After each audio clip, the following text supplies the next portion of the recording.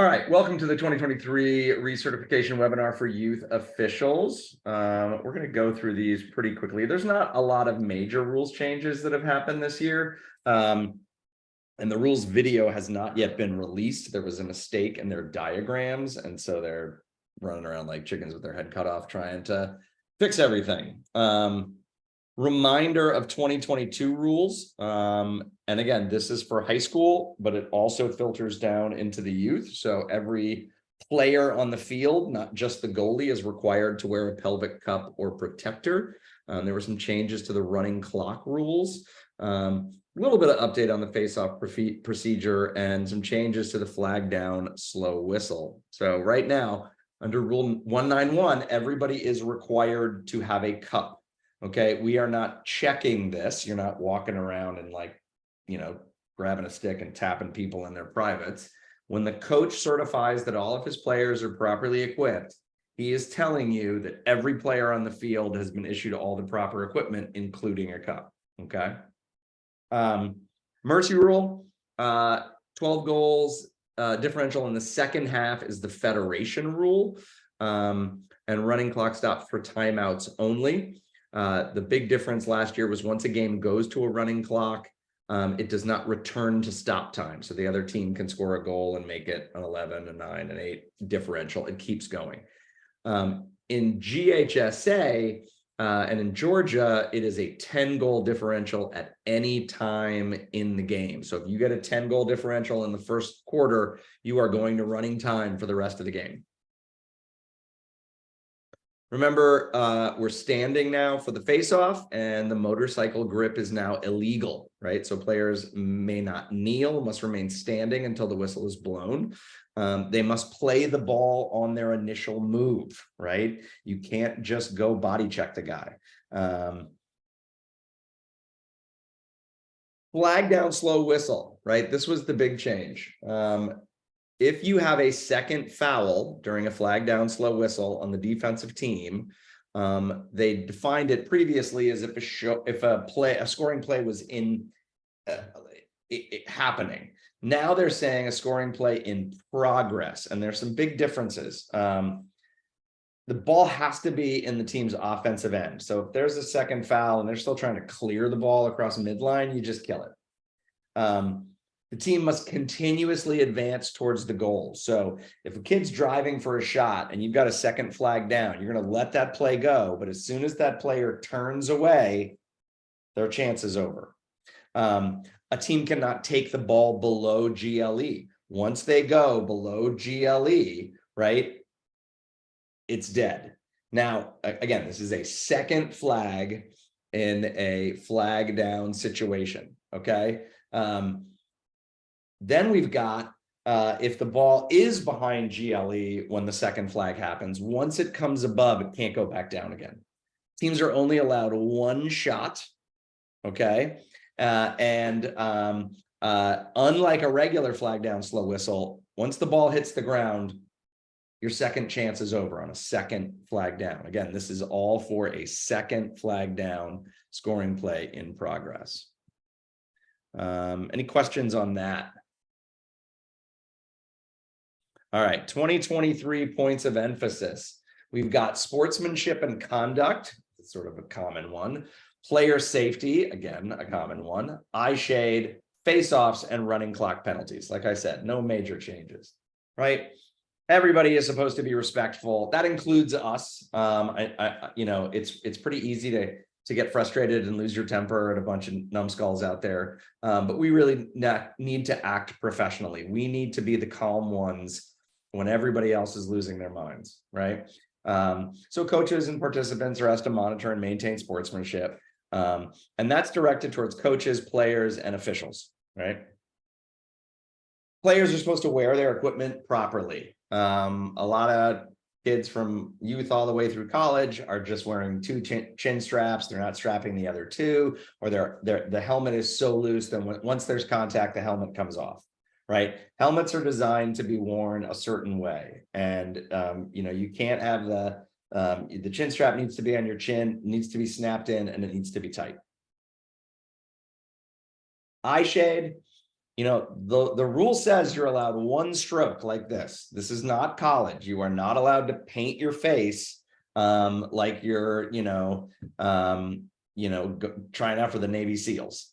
You get one solid stroke, and it can't include words, numbers, logos, or other symbols, right? As I said before, we're constantly re-emphasizing this face-off stuff. If you get to a game early, talk to the face-off guys. It's a really good idea, right? You can clamp the ball, you can do the pinch and pop, but you've got to get it out in one moment, and you have to play the ball first. Again, running clock penalties. This was just a clarification on stuff that we already do, right? With a running clock and a penalty is about to expire during a face-off, that player cannot release from the box until possession has been called or the face-off ends. So that means a player picks it up, carrying, cradling, passing, shooting. That's our definition of possession. And a player, if the ball crosses the defensive restraining line and we yell play and give the possession signal, or you have a foul, it'll be the next whistle resuming play that player can come back in the game, even if his penalty time has released. So these are the big rules changes. Continuous sidelines and end lines. We changed the substitution box, pockets, cross protrusions, footwear, face-off, status of goalie outside of crease, stalling, and again, like I said, release of penalty during a running clock. So continuous end lines and sidelines. For you youth officials, you're probably not really going to see this. This is definitely something more you see on a football field, but you may get it. Look to see if you've got sidelines. It's really hard to tell when somebody steps on the end line in one of these big white letters on the right-hand side, right? It's an imaginary line. It's very difficult to do that. In high school, the other team is going to get the ball to start the game because this is an illegal field. And this is true of sidelines as well and the midline. Substitution area.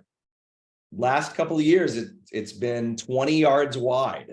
Those cones have been on the 40, not the 45. So we've reduced it from 20 to 40, or 20 to 10, with the hope that it's a little easier for us to manage that whole thing. That's the Bermuda Triangle, where all sorts of crazy stuff happens. And so it's really important to see where those kids are coming on and off, right? Let's go back here.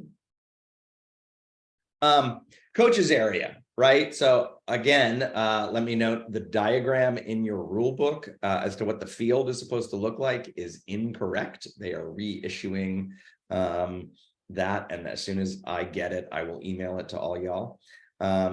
Coaches area goes from the 45 now down to the 25, right? So they've expanded that a little bit. The team area is behind the coaches area, and you've got the substitution in the table area, right? This is basically the gate D rule. The gate D head is illegal. You are not allowed to play with a gate D head. They've written into the rule book that no player shall use a cross that does not meet the specifications, and it shall not have protrusions or sharp edges, okay? You cannot string your head where you do not connect the stringing and the mesh to the head. You can't leave a gap larger than 1.68 inches. That is the size of an American golf ball. Apparently, there are different golf ball sizes in different parts of the world. I recently learned this. But if you can shove a golf ball through an opening, that is an illegal stick, right? But that's a 2-minute non-releasable penalty. And if it's fixed, the stick can come back in the game. This is where they basically got rid of the entire section on shoes. Not that I ever paid much attention to the section on shoes. Metal spikes are still illegal. That's the big takeaway from this, but the rest of it, they got rid of. This was, again, a clarification. They added this article to let you know what's supposed to happen. The exceptions for when we go and say, we're going to begin this period with a face-off or we're not. So player advantage or a flag down creating a player advantage. So if you have a play on and the ball's loose, and it's going to be an uneven situation going into the next period, so it's going to be 6-on-5.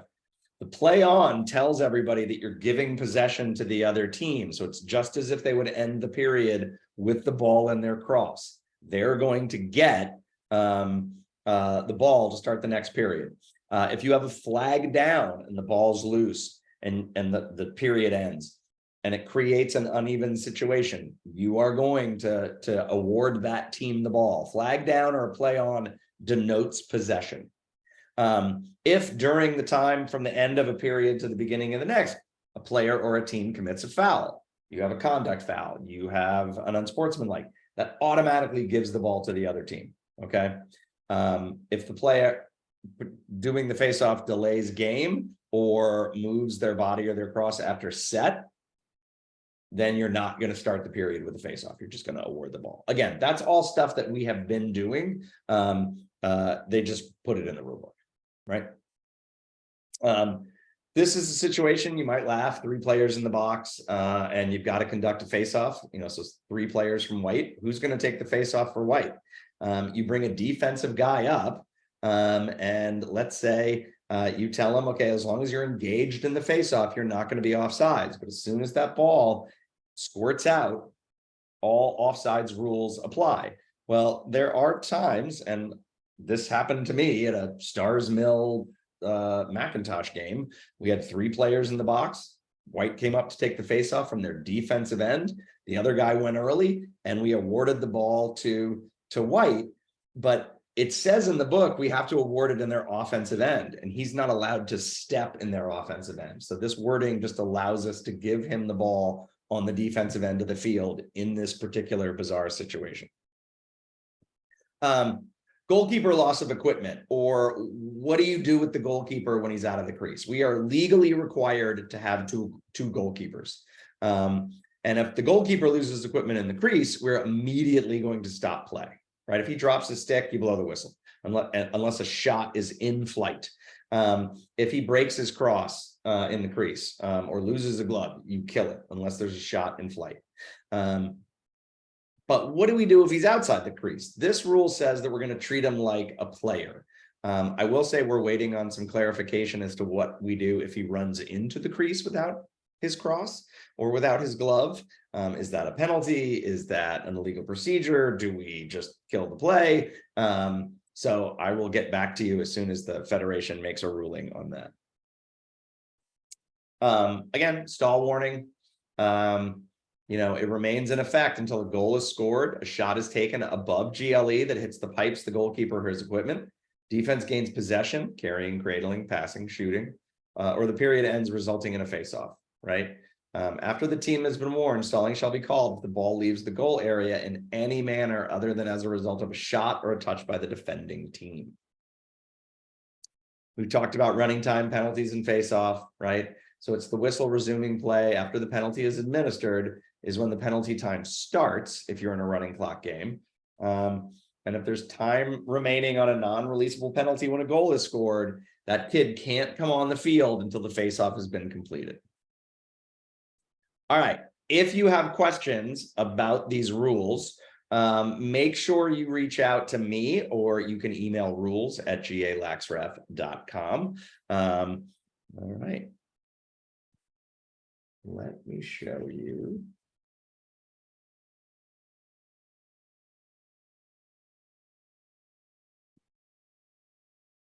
All right, so this is the new US lacrosse sort of kind of layout here.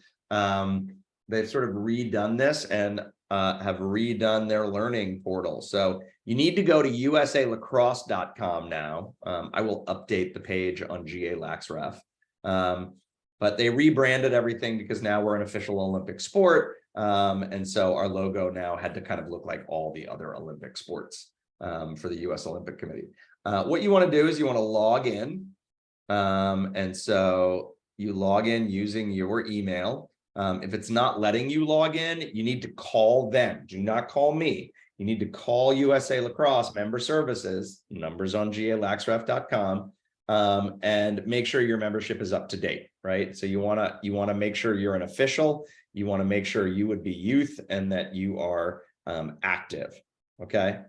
From here, you can go over to the top right and you can go to e-learning. Right, e-learning will take you to the USA Lacrosse e-learning portal dashboard. Right, and you can go down to view all the courses, and you can see we have the 2023 boys lacrosse high school rules. We have the 2023 boys lacrosse youth rules. Those are the only two things you need to do. You can look at any of these videos. So face-off mechanics, officiating the crease. Matty Palem is a big time hot NCAA official. He played at Syracuse, was a goalie, won national championships, is one of the top rated. He did the national championship game last year. So there's a lot of stuff here that you guys can look at in order to sort of help yourself get better. The only thing you need to do are the 2023 boys youth rules and the 2023 boys high school rules. These are open book. You can take them as many times as you want. You need to get an 85 or better. Okay. That is the key thing. I suggest having your rule book next to you and downloading the youth rule book so that you can search through the PDF and look up questions. Okay. Let's take you.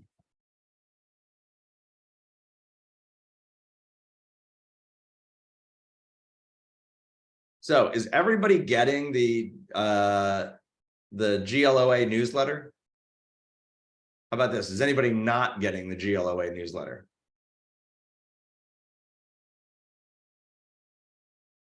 Okay.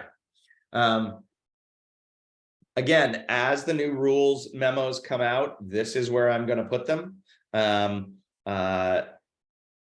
So youth official certification, USA Lacrosse rules tests, right? All this stuff. You're going to see articles and stuff come up here. Make sure you're checking out here, right? If you have an incident where you have a major hit or a major blow up, you're going to want to go over to incident report. This is where you fill out, if you're the referee on a youth game and we get a crazy play or somebody gets hurt, or there's a big fight, or you have a bunch of unsportsmanlikes, this is the form that you need to fill out. If you're worried about doing that, just give me a call, right? You've all got my phone number. You can look up my information in Arbiter. Make sure you do that. Okay. As far as the calendar goes, oh, I didn't want to do that. Let's do it over here.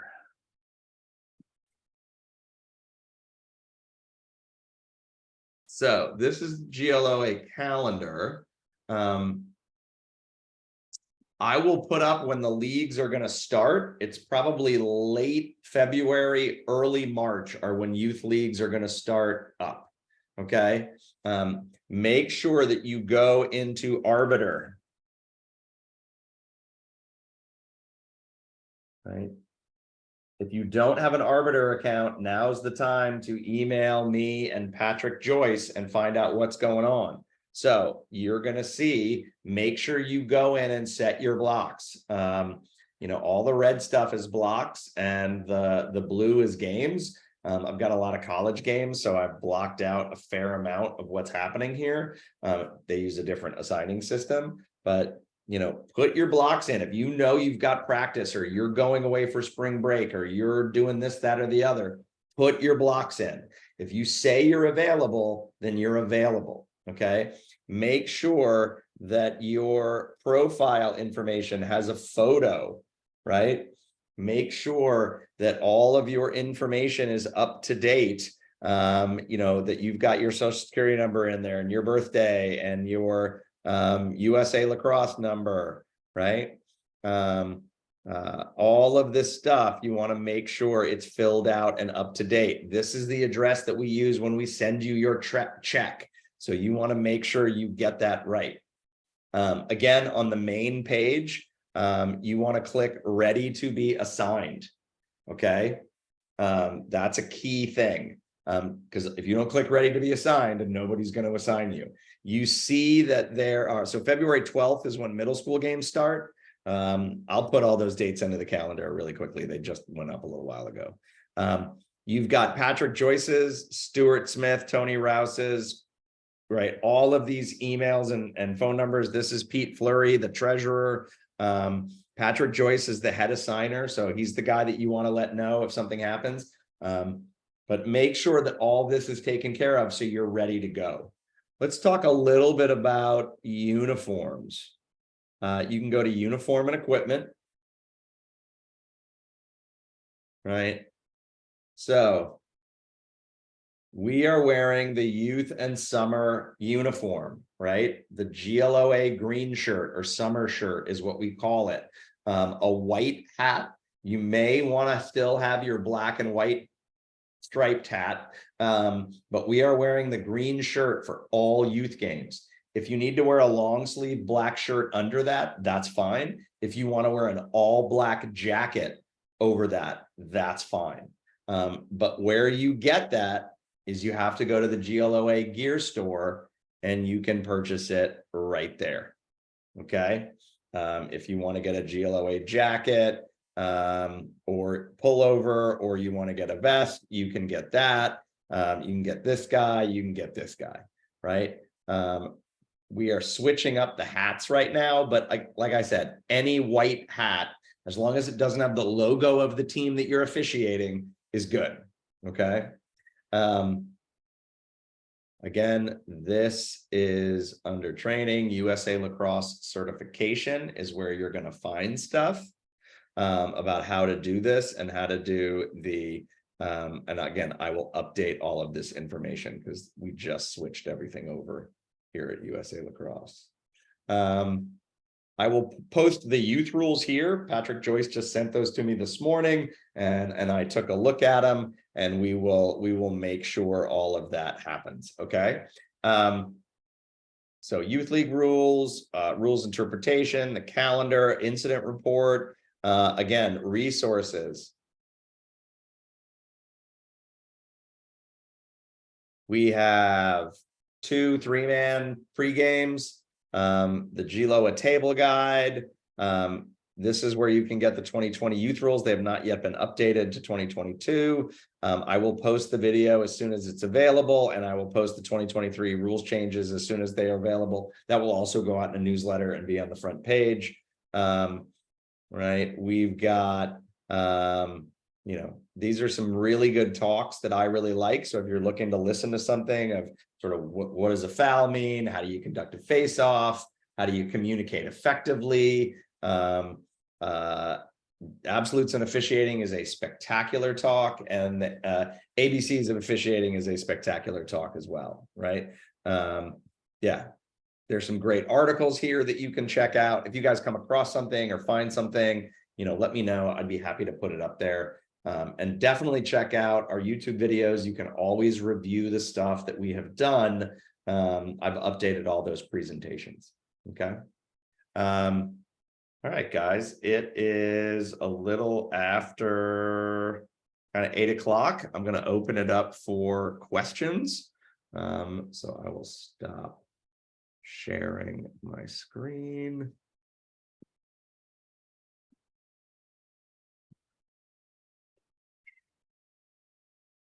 All right, anybody got any questions that I can answer as they roll into the season?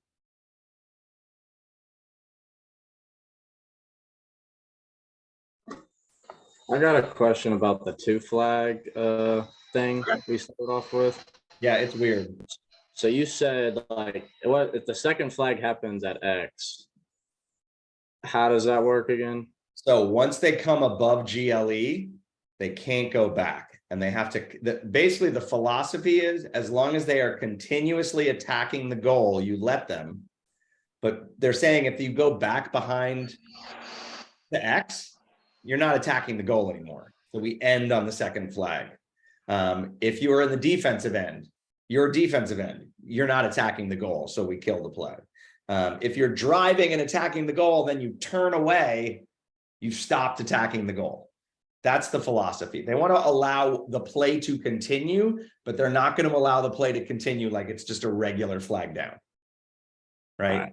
Thank you. Is if a defense commits a second foul, you're kind of trying to avoid a fight in a youth game. Right? Yeah. So you're like, things are going poorly here. We probably want to wrap this up pretty quickly. Right. And so again, you get one shot, ball can't hit the ground, but we're going to give you a shot. Thank you. All right. Anybody else? All right. So guys, when you go out there, make sure your arbiter is all set. Clean it up. Make sure your uniform is ready to go. Make sure you get your shirt, right? If you don't have that green shirt, order that shirt. You've got basically 2 weeks until the season starts. When you get your assignments, accept them or decline them immediately. Do not wait around, okay? Assigners, you've said you were available. Assigners want to know whether or not you're going to be able to do that game. We all know that stuff comes up. We all know that things change, but try to be as mindful as possible and organized as possible. It's the season now, people. You got to check your emails all the time. Okay, so make sure you add no reply at arbitersports.com, right? So that stuff doesn't go to spam. And then when you get an assignment, contact your partner. Find out when you're going to meet, right? Make sure you're showing up at the right time and the right place, and you know what the rules are. Certify both coaches, and then get out there and do it. When in doubt, make sure we're keeping an eye out for safety, then advantage, disadvantage, and the obvious stuff. And if things go squirrely, you can always call me. You can always call Pat Joyce, and we will make sure you guys get taken care of. Okay. All right, y'all. Enjoy the season. Again, I will put those dates up and update that stuff about the tests. Get in the rule book and go take those tests. Make sure you take those tests before you go out and officiate your first game. Okay. All right, guys, have a safe season. Hey, Greg, I got one question. What do you got? I have a friend that may that does actually want to do it. Is it too late for him to try to? No, he can. We just I probably won't have time to do it tonight. Forward all the stuff to him that I sent to you. Okay. Yeah, just send him that thing. Contact, copy recruiting at GA Laxraf on there as well, and tell him to get going because the test is only up until the 6th. Okay. GHSA test is only up until the 6th. USA lacrosse guys, you haven't for as long as you want to take that test, but you cannot officiate games until both those tests are done. You do not need to send me the scores. Okay. You guys take care of it yourself. All right, y'all. Have a great season. If you got any questions, let me know. Thanks. Thank you. Bye, guys.